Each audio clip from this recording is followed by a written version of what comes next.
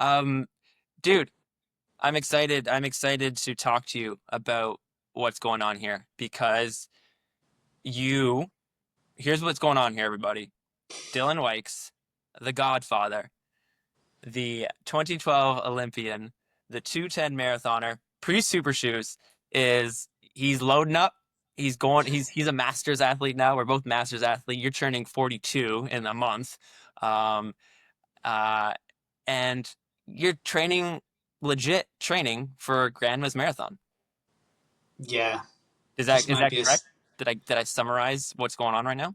You got it. That's a good summary, Rob. It's. I'm not sure if this is a good idea or not, but this is what I'm doing right now. Signed up for the Grandma's Marathon. I'm training for it, and I'm here to talk about it.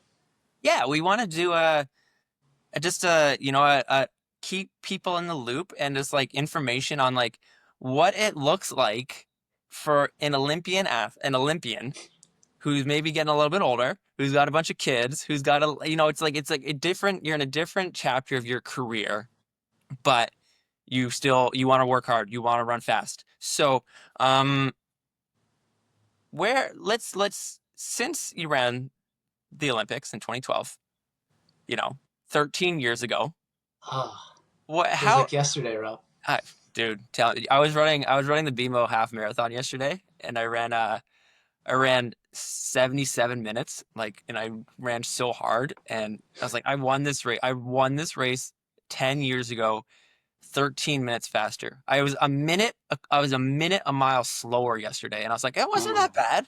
It's like, what the heck? But, so tell us about the last 13 years of your career, oh my gosh. how that played out Okay, with everything along the way. Cole's notes. How it Cole's got, notes on yeah. on the last 13 years. After 2012, I tried to make another Olympic team. Didn't go so well. Lots of injuries after 2012. Um, Francine and I had a couple kids. They were born in 2014 and 2016, Sasha and Spencer. Uh, and my running, initially, after I didn't make the team in 2016, the Olympic team, I kind of like pumped the brakes, focused on miles marathon a lot, put all my time and energy into that. But then, you know, randomly would like get back into it for a bit, do a few races, and like do pretty mediocre.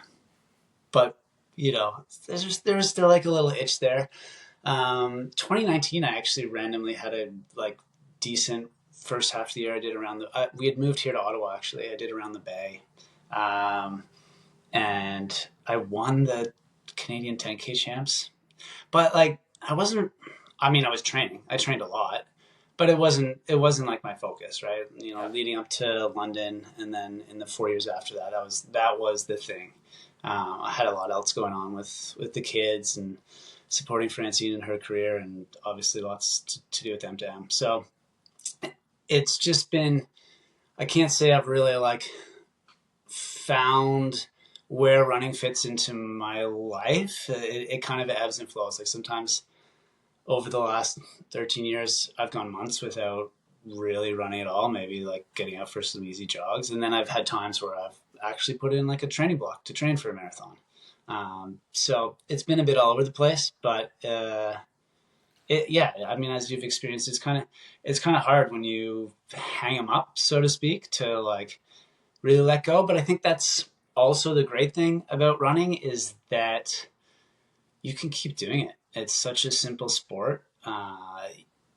You can keep getting out there, can keep challenging yourself. And now that I'm 42 almost, maybe there's some new challenges that are worth taking on.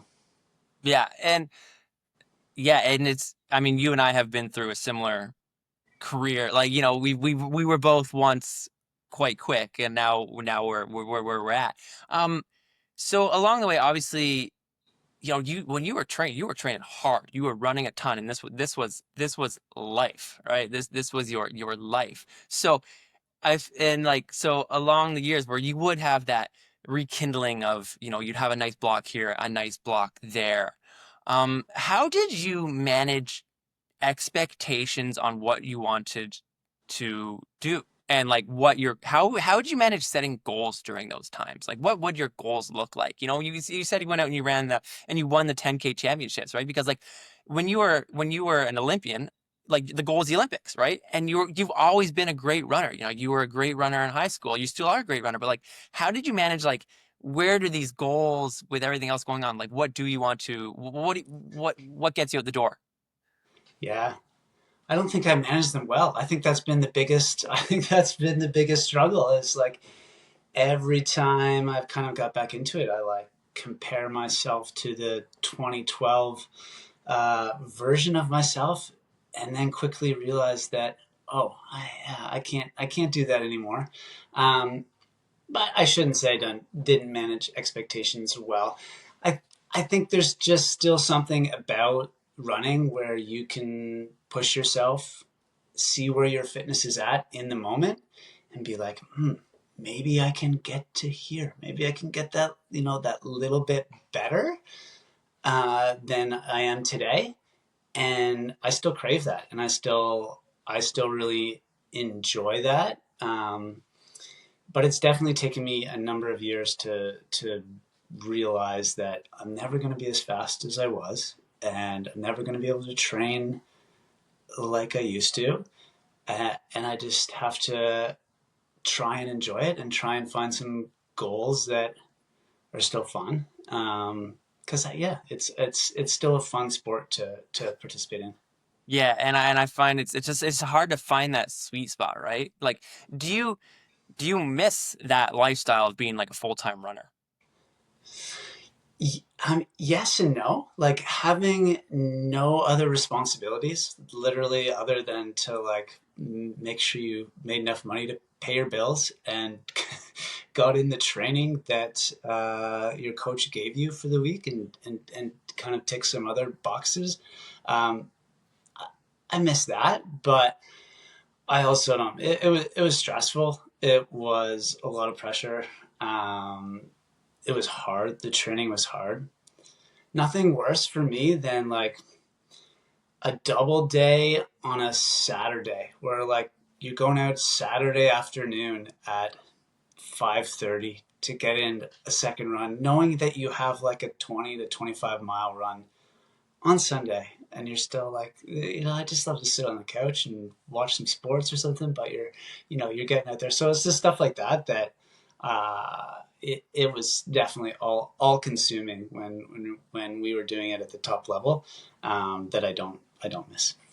Yeah, yeah, I feel you there. There was elements of it that were great, and other times I'm like, there's no way I could do that lifestyle anymore. It's just you move past it, and it was so nice, but like, yeah, it's like I don't miss, but like I was never more than like 12 hours away from my next run. It was always like it's the next one, then the next one. It's like I'd run we'd run 13 times a week, and with the day we'd only run once, it's because we ran 40 kilometers that day. Yeah. Right? So it was such a grind. But the reason we did it is because we love the sport, and that love for the sport has never gone away. It's us just trying to find how to fit that love into everything else we have going on, right? I think both of us, I love cycling. You love cross country skiing. I think it's because we have that desire to push ourselves. And I think it was exciting when you got to ski and be like, oh my gosh, this improvement and this it's so fun to see. But at the end of the day, running is still it. Running is still it. So fast forward to now. What and why? Fast Like forward to today. why grandmas? What has kicked up this drive and desire? And let's talk about how this came about. And let's talk, if you don't mind sharing. I'd love to know what your goals are for this race. Yeah, yeah. So ultimately, bucket list for me still is the New York City Marathon. And so a few years ago, I forget where I was at in my training, but I decided I wanted to run New York, and I emailed the elite athlete coordinator Sam. I said, Sam, I want to run your race, and he was very honest. Like, Dylan, I know you've went to the Olympics, you're awesome, but that was like 10 years ago. What have you done? What what have you done lately? Basically, and so I kind of put that to bed, put that to rest. But it was still in the back of my mind. It's like, maybe I run a decent marathon, and then parlay that into doing New York.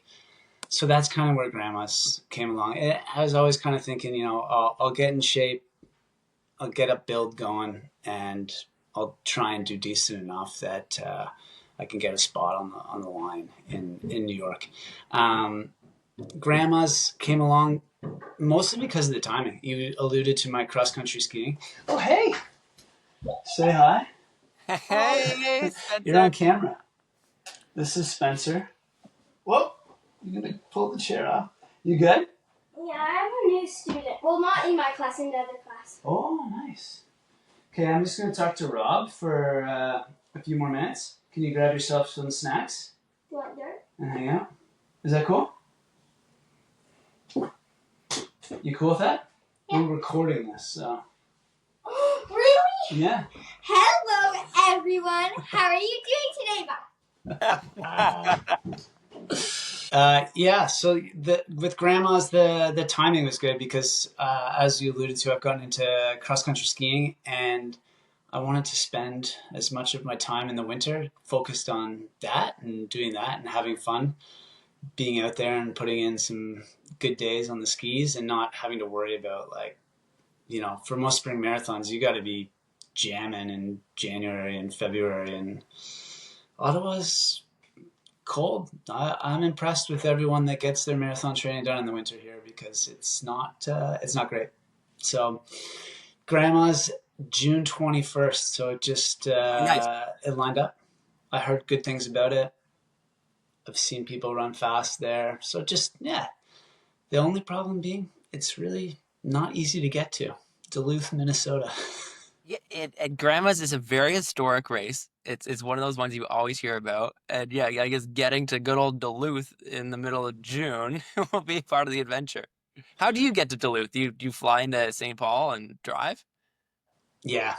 Yes, I've got a flight booked to Minneapolis, and then I don't know how I'm getting from there to Duluth. It's 2 hours. I think you can take a shuttle or I'll rent a car. Yeah, right. Haven't crossed that bridge yet. Dude, as you know, I tell my athletes is like cut out as much stress as you can. Rent a car. You know, Yeah. it'll be worth it. It'll definitely be worth it. Um, so and that's June 21st, which is how many weeks out are we then? Oh, just 7. It was just 7 this past weekend. Nice. And how's training coming along? I mean, you came out to the first half. You ran well at the Yeah. first half, right? Which was in February, and then obviously you were cross country skiing, which is phenomenal cross training. So as of today, how is training? I think training's going okay. Yeah, after first half, I didn't run much for the next month or so. What'd you go at first half? Remind us. 67.50, I think. Dude, that's sick. That's so Yeah. good. That was a strong run. Yeah, I was happy with that. I trained pretty hard. I was doing quite a bit of skiing and a decent amount of running leading up to that. So I was pretty fit. Lost a little bit of fitness after that. But then I've kind of been the last 4 or 5 weeks have kind of been what I would say is marathon training, and it's going okay. Again, I'm back to the beginning of our discussion, like managing expectations and figuring out like how I should even approach some of the workouts or even the overall weeks of training. It's been interesting. It's like I feel like I used to be able to just go out and smash everything, and quite honestly, I was either in really good shape or injured. uh, We used to train together, and there would always be like a block of like 3 weeks where we could train together because you were coming out of injury and I would be somewhat fit, and we'd run together. And after 3 weeks, you'd be leave me like, oh, Dylan got fit. He's off to the races. Like, um, so, um, yeah. Sorry, I interrupted you there. But no, it's true. do you have a coach? I don't have a coach. My coach for many years was Rich Lee, who's coached a bunch of awesome Canadians over the years, and he retired and not that I would expect that he would coach me anyway, but I didn't feel like bugging him. So I wrote my own plan, which is usually like not a great idea. Um, but so far, so good. And I wrote this plan like Coach Jake from here in Ottawa is also doing it. So I kind of wrote it a bit with him in mind. Mind you, he's like 10 years younger than me, so he can do a lot more than me. But yeah, so far the plan is going pretty well. I had a stinker the other day actually. I did 2 by 10K Big at session. marathon effort. Um, but I blew up the last 3K. I just was like barely, not barely moving, but I slowed down significantly. I was like, oof, but the new Dylan, the smarter, wiser, much slower version of myself came back today, and we did a workout. And in the past, I would have like tried to prove to myself that I'm Yeah. still in great shape after having that bad workout a few days ago. I'm like, okay, I need to nail this one. I need to like knock it out of the park. And today I was like, no, we did like sets of 7 minutes, 5 minutes, 3 minutes. And it was like, no, just like get through it, get out the other side and just carry on. So I was proud of myself for that because have not been the best at that in the past. I'm very much a person of like the times that you run are what's going to translate to the race, and there's no wiggle room, in between. But I'm trying to be more gracious with myself this go around. Dude, don't you wish you could take your 41-year-old brain and put it in your 27-year-old body? Like, Yeah, that would uh, that would be good. I was just like, such a hammerhead. I I wanted to was just maximize absolutely every run, especially every workout and every I line. was the So same as you. I was the same as you where it's like I look back at my training and I was like I'm surprised I could do all that work, but I also was stupid with all the work that I did. Like I didn't need to push as hard as I pushed. I didn't need to do some of the stuff I did. And I wish I could go back. I don't wish I could go back. I don't have any regrets, but like it would be nice if I could be like a little wiser back then. So yeah, yeah, it's just so hard when you're in the moment, especially when you're an elite athlete, when that's like the focus, the thing. But now it's like, I had that stinker on Friday of a workout, and I had to roll straight into like 5 athlete calls. There was no time to have like a pity party for myself. It's like I've got things to do here. Let's make sure I eat some food and drink get rehydrated. But ultimately, there's nothing to dwell on here. I've got to carry on with the rest of my life. fair, and that's something that I want to talk about. It's like what have you noticed been some of the biggest changes of training then versus training now? Like what have you noticed? It's like wow, this is very different. Yeah, I definitely don't recover nearly as quickly or as well as I did back then. So for me now, that means running a lot slower on, well, everything, but my easy days are like shockingly slower, and I still can't wrap my head around it. Like I used to I probably ran too fast when I was running easy back in the day, but I would run 6 minute mile pace. So a 60-minute run was 10 miles. Now I forget that when I go out to run 10 miles, it's actually going to take me 75 plus minutes. And I go, Yeah. I like tell Francine and the girls, I'll see you in an hour, when really, no, I'll see you in 80 minutes. Yeah. So, but I've actually been good this build at running as slow as I need to. Sometimes that's 440s, 450 per kilometer pace. So luckily that's helped me. Yeah, I haven't done any real like speed work as compared to. I actually, when I was training, for the Olympics and stuff, I still got on the track quite a bit and did fast Yeah. stuff. I'm not doing that now just because I was afraid of getting injured. Yeah, is that a risk reward type thing? Absolutely. I think it would be nice to like, rip up the track and you get that nice big differential between marathon pace and like what you can run for a bunch of faster stuff. My window is like very, very narrow now between, paces for a bunch of different workouts. But number one goal is like to stay healthy and maybe to enjoy the process too. So you've got to cut out some things. Yeah. And what about strength and mobility type work? You finding time for that? I've been great, Rob. I can't Hey, believe it. there we go. 3 times a week, Francine and I get in the gym together. We've got a gym in our basement, so that makes it easy. I've got no excuses. I should be doing that stuff, but as I've gotten older, yeah, it's been super important. Just like 30 minutes, something that's like, you know, I can squeeze it in whenever.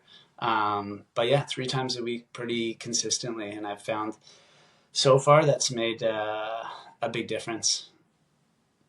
And so your weekly breakdown, do you have a, do you have a set when you write your plan, do you have a set like I want to hit a certain volume, I want to have a certain number of days? Do you have those kind of like weekly kind of benchmarks you're trying to hit?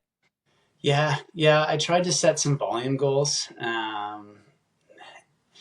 and they were like 120 to 130K a week in my peak weeks, which is like I was kind of a 180 to 200K a week guy. Oh, it So takes you the same it's amount of it's a time. lot less, but it's also a lot more than I've done in recent history. So I'm trying to keep an eye on it and make sure it's manageable. Um, well, we'll see. I'm running 6 days. I'm taking a rest day. I should be on my bike. I know you're a big guy on the bike because I was, balancing cross country skiing and running in the winter. Um, but I just haven't got out there. I should get out there and maybe even cut my volume back a little bit more and put in a few bike rides. Yeah, We'll I see. had I had a theory, and I wanted to actually talk to people about this, where it's like you talked about how you don't have the, it doesn't make sense to get on the track and hammer fast speed stuff, right? And then, when we do that, we can kind of miss some of the physiological benefits of it. So what I was doing, I was in my head, I was like, well, because I was the same as you. I was like, I can't go and jam mile repeats at 440 type thing. So if I do all my VO2 max work on the bike, I'm going to get the same physiological, like, benefits, but I'm not going to beat myself up. So does that make sense to do that? But then I was like, well, is that going to fatigue me? So like I was playing with that type of idea of maybe like supplementing really high intensity stuff on the bike. Like, what are your Yeah. thoughts on that? That's my I, theory. I've had the same thought a few times. I've got a group of buddies who ride on a Wednesday morning, and they do like a loop of Gatineau Park, and there's a bunch of sprint segments along the way, and I'm terrible. I mean, I'm terrible on the bike in general, but this like 30-second to 2 minute power that these my buddies who are actually good cyclists can put out, I just get blown away. But I had that same thought as you. It's like, oh, maybe this is where I can get in that speed. Like neuromuscular, you'd think that you're going to get a similar stimulus and a similar response from the body by doing it, but I haven't gone out and done it yet. So Well, because like you were kind of alluding to, it's like, well, your purpose to get on the bike is to kind of have your recovery day. So, yeah, are you gonna like risk burning other systems and carrying fatigue? So it's very much a risk reward. So yeah, and then that I feel like that's something that's tough to balance as we are like, there's only so much time and so much energy you can do. It's like you just let that go and focus on your threshold and your long runs and volume stuff like that. So yeah, yeah. it's I don't know. There's a lot that I have to just like let go. yeah. That this like you got to realize that I can't do the things I used to do, and I don't think I would have even if someone had told me, "Oh, you're gonna run 120K a week and try and run a decent marathon," I would have been like, why would I bother doing that? That if someone told me that 10 years ago, but now I'm like, this is I think it's a good challenge. It's something that'll be interesting to see what I learn from it too. And what would your definition of a good marathon be right now? So, I, based on my 107 something, I'd love to get close to 220. Yeah. We'll see. I don't know if that's realistic. Based on that 2 by 10K marathon thing I tried to do, it wasn't. I've still still some things I need to learn. Like I should be running marathon effort instead of being like, oh no, I gotta try and hit this pace, right? I was Mm-hmm. like determined to hit this pace, and clearly I wasn't ready for it. So maybe that's not going to be the goal, but right now that's kind of my rough goal. Nice. I love that. I think that makes so much sense. And what is your so two things I talk to people like two things that have changed profoundly since we were doing what we did is footwear and nutrition, right? Mm. Like the so many of the benefits and the breakthroughs over the last few years have just come from the nutritional side of things. So what does your like I don't know about you, back in the day I was like if I get 30 grams of carbs an hour, that's gonna get me to the finish line type thing. So what does that look like for you these days? Yeah, it's wild to think back. I've still got some old like Excel spreadsheets of like calculating the grams of carbs per hour that we're getting from our power bar sports drink or whatever it is that we had back in the day. Now I'm using these gels that SIS. I don't know how you Yep. say it. It's Yep. they've got 40 grams in them, Yeah, for and what? like in one gel, Yeah. 40 Crazy. grams of carbs. So I've been throwing back to, I've been getting 80-ish grams Nice. per hour. And I know people are doing significantly more than that, but I've been able to tolerate that and, feeling pretty good with it. So maybe I'll push the envelope a bit more on that. But yeah, it's good. Although I'm going to have to carry my own gels, which is going to be wild. Do they have an elite field there? They've got an elite field that I don't. I'm get an elite start, but I don't get bottles. Fair. So I'm gonna get out a pair.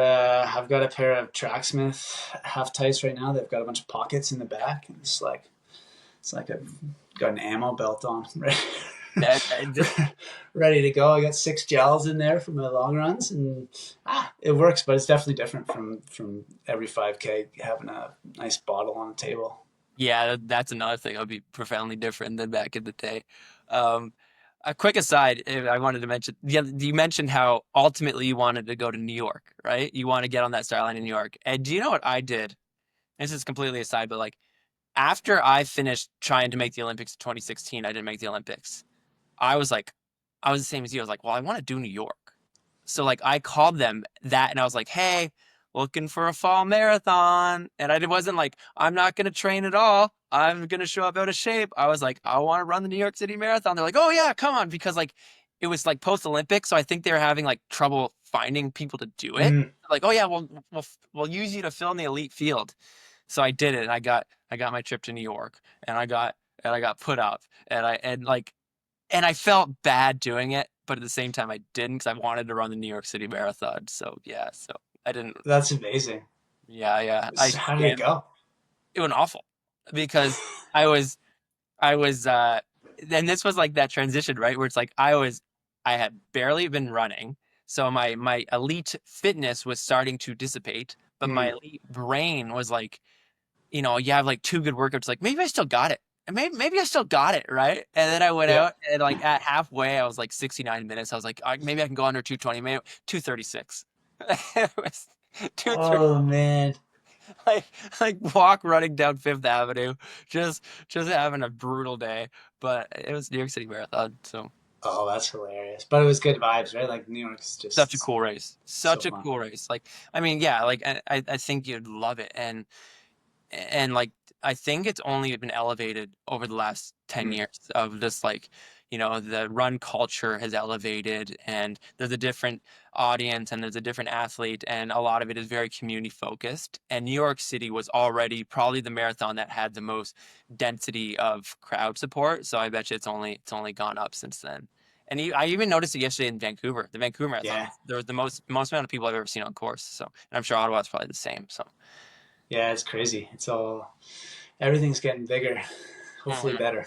Yeah, yeah. It's just, yeah. I think the sport's in a really healthy place right now, which is really cool. Um, so we talked about feeling really quick. Footwear. What's your footwear looking like?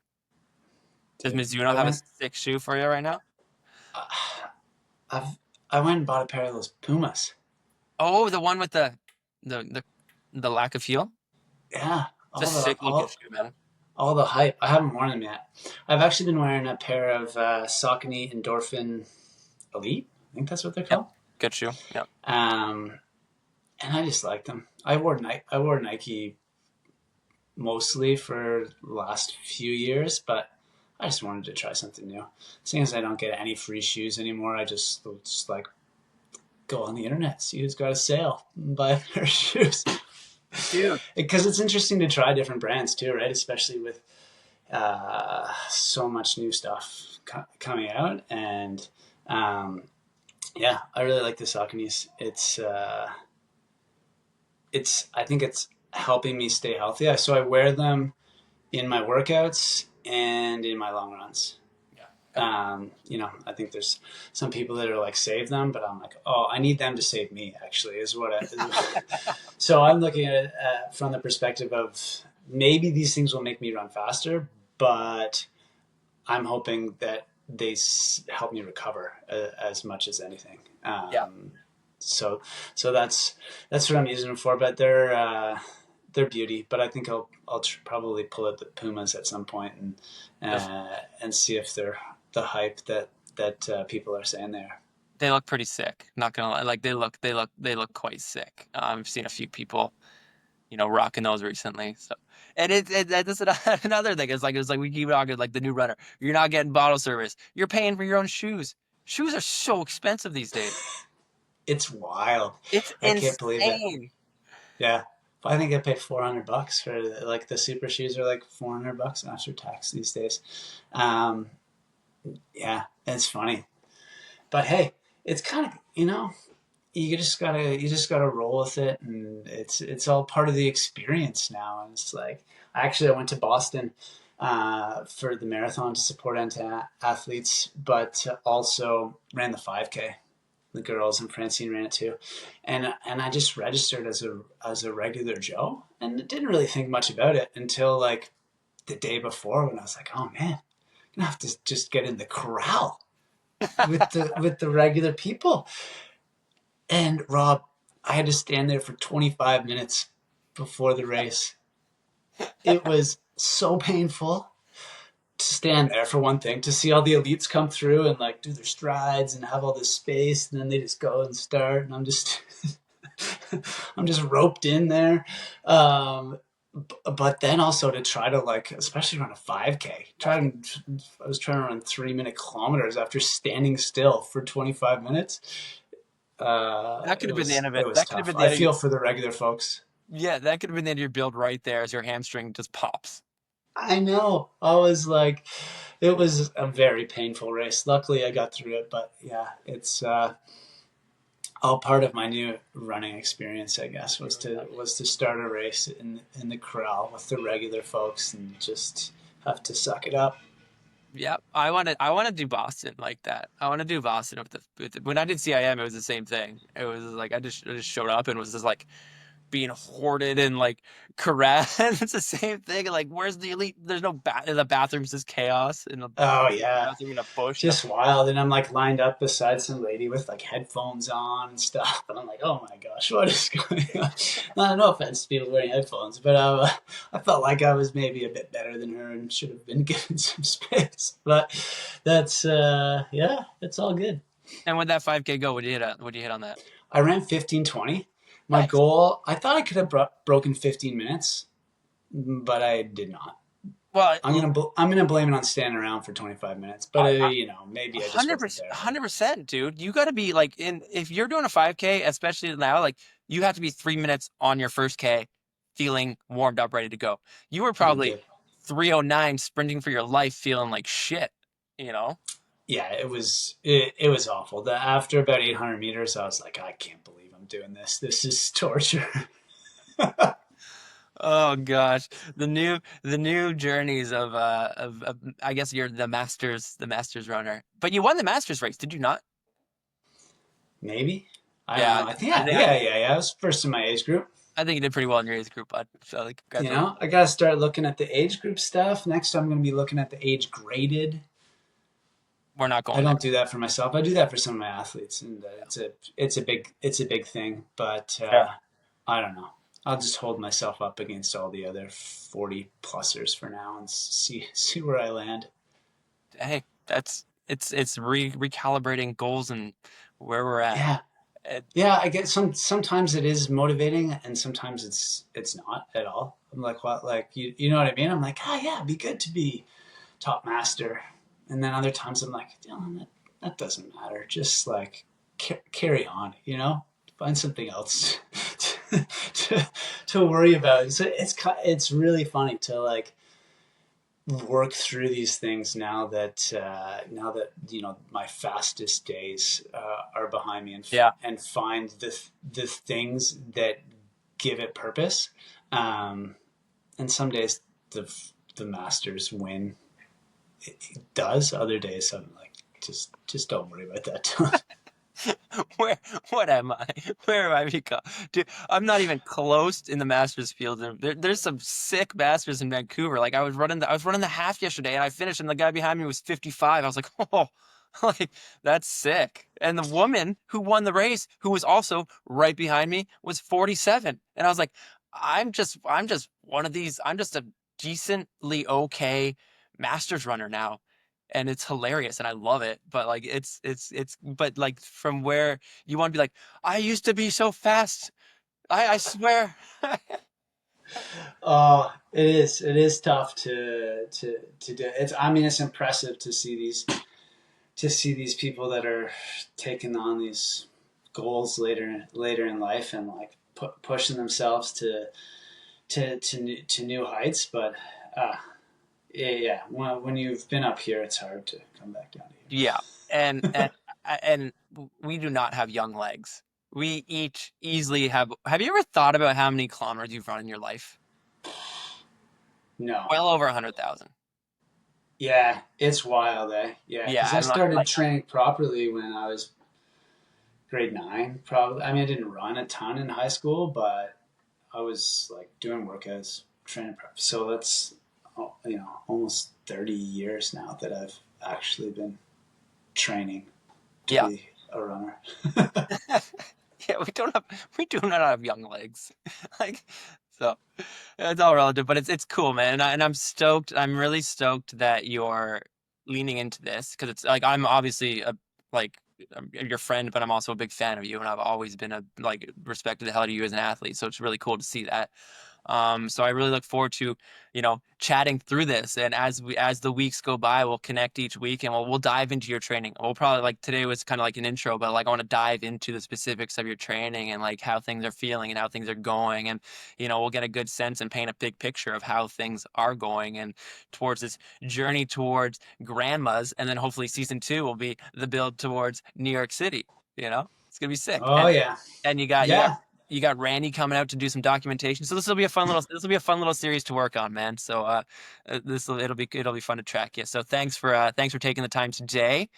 And so what's on the docket for the rest of this week? Yeah, the rest of this week. So I did a workout today. And then today's Monday. Long run is Friday. So I'm going Monday, Friday with things. We'll see. I think I'm supposed to do some more marathon pace. Yeah, how much Yeah, intensity you get in? Like two intense ones a week yeah. ish? Yeah. To like one like in workout, which for me ends up being like maybe half marathon pace intervals, and then some like a long run with some sort of work in it.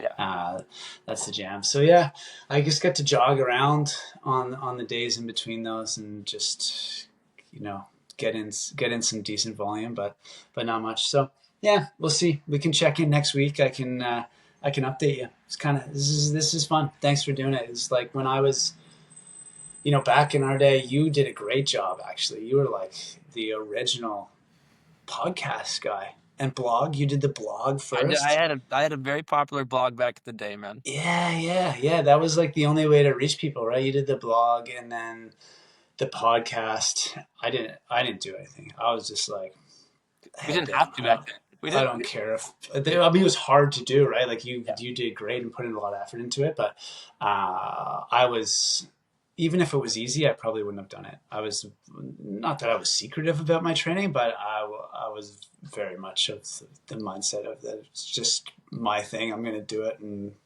people can see what I do in these races, and that's it. So this is definitely new for me, and yeah, it'll be like and success or failure.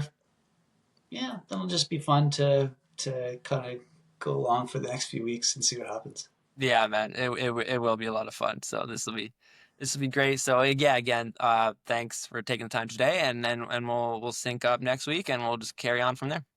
Cool. All right, man. We'll have a great week of training. Thank you. Go get it.